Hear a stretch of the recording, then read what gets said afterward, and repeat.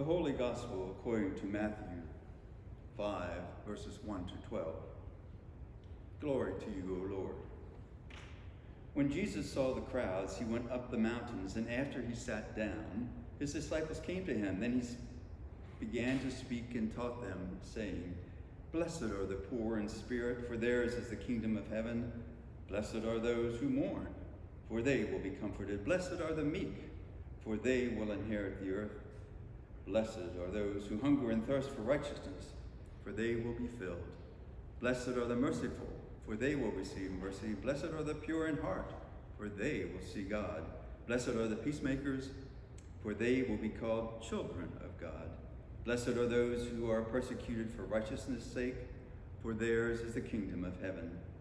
Blessed are you when people revile you and persecute you, and utter all kinds of evil against you falsely on my account. Rejoice and be glad, for your reward is great in heaven, for in the same way they persecuted the prophets who were before you. The gospel of the Lord. Praise to you, O Christ. Good morning, dear sisters and brothers. Please join me in a moment of prayer. Let the words of my mouth and the meditation of our hearts be acceptable in thy sight, O Lord, our strength and our Redeemer. Amen. Welcome to this e-worship celebration of All Saints' Day. I like to think there are formal saints and informal saints. Formal saints seem to me to be those incredibly special people or figures in our Christian beliefs who, through their preeminent holiness, martyrdom, and purity of doctrine, are declared saints by our Catholic brethren.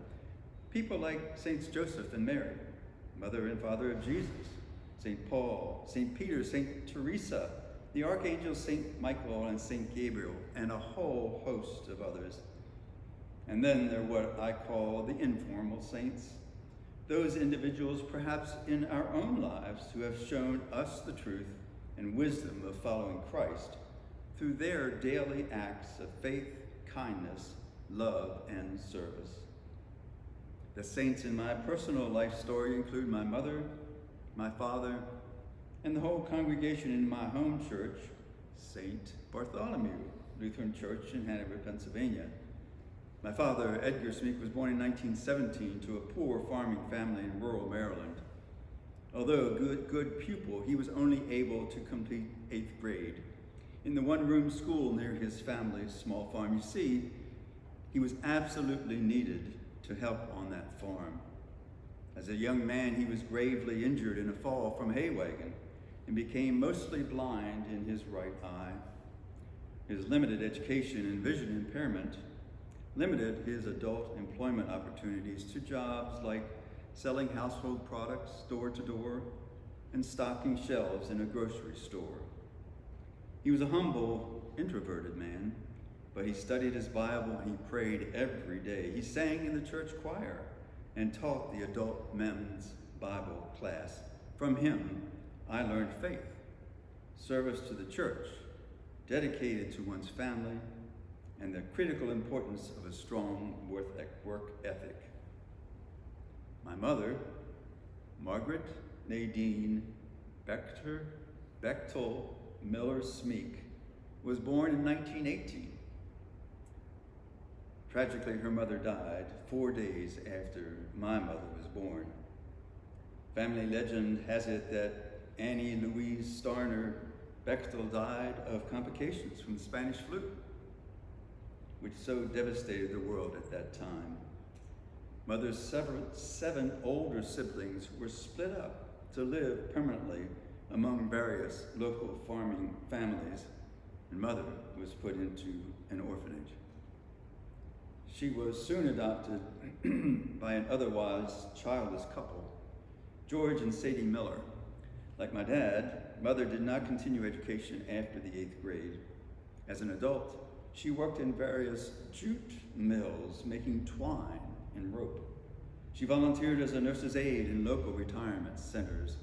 Later in life, she developed amyotrophic lateral sclerosis, ALS, a neurological disease sometimes called Lou Gehrig's disease.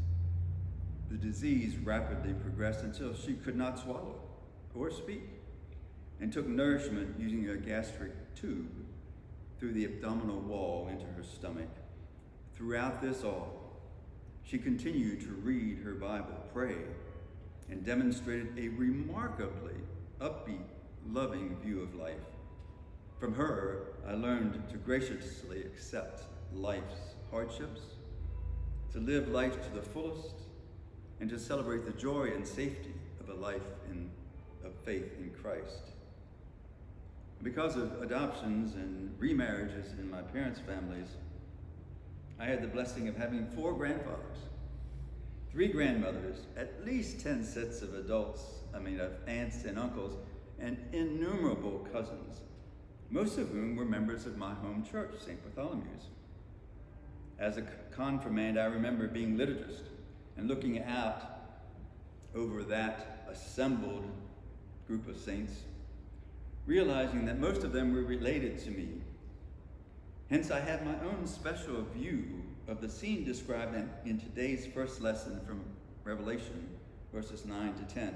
I looked, and there was a great multitude crying out in a loud voice and saying, "Salvation belongs to our God who is seated on the throne and to the Lamb."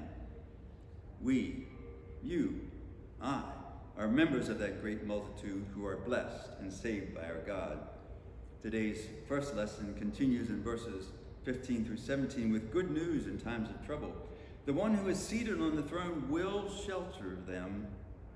They will hunger no more and thirst no more. The sun will not strike them, nor the scorching heat. For the Lamb at the center of the throne will be their shepherd, and he will guide them to springs of water of life, and God will wipe away every tear from their eyes. What incredibly comforting, exciting news. In a similar way, you heard in today's psalm from verses 4, 8, 9, and 22. I sought the Lord who answered me and delivered me from my terrors.